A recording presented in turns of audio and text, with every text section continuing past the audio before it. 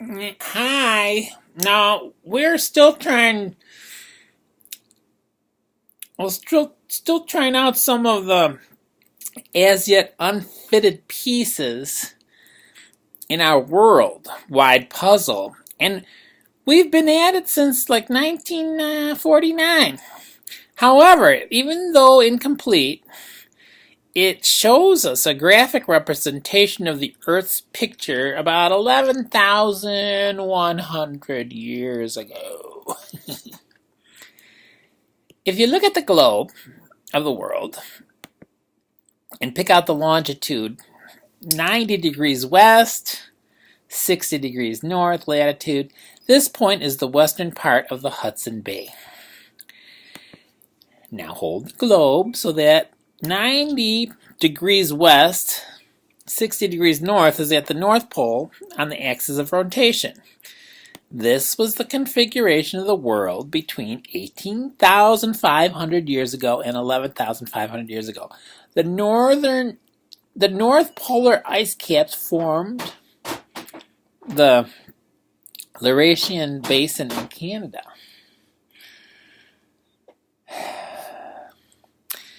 The continents, however, were not quite the same. There was a huge continent in the Atlantic Ocean area, which stretched from Iceland and England across the Atlantic to the Bahamas, the Gulf of Mexico. The Caribbean Sea did not exist. They were land at that time. There was another continent in the Pacific covering an area now ringed by the Hawaiian Islands, the Galapagos, Easter Island, Tahiti, and the Solomons and the Caroline Islands. The province of Ceylon held the major civilizations of India, Egypt, and the Holy Land, were thriving mixtures of vegetation and civilizations.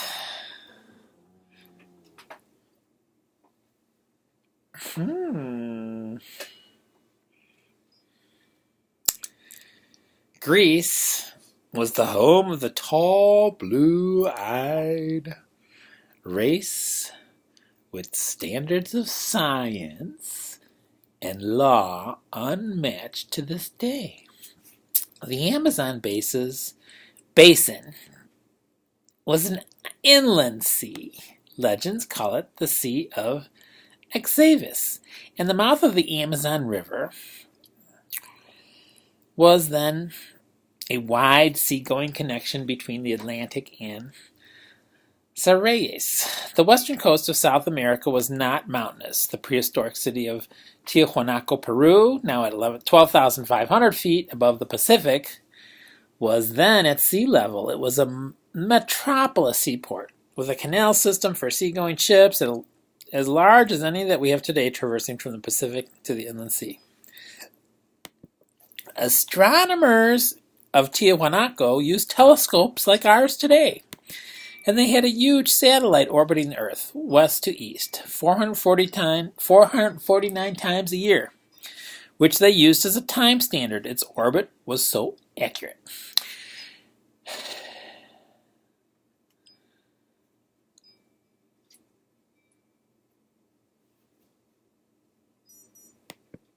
About 11,000 years ago, a 60-mile thick shell of the Earth shifted its position more than a quarter to a half a day, 7,000 years after the previous shift. And that's how we get to today.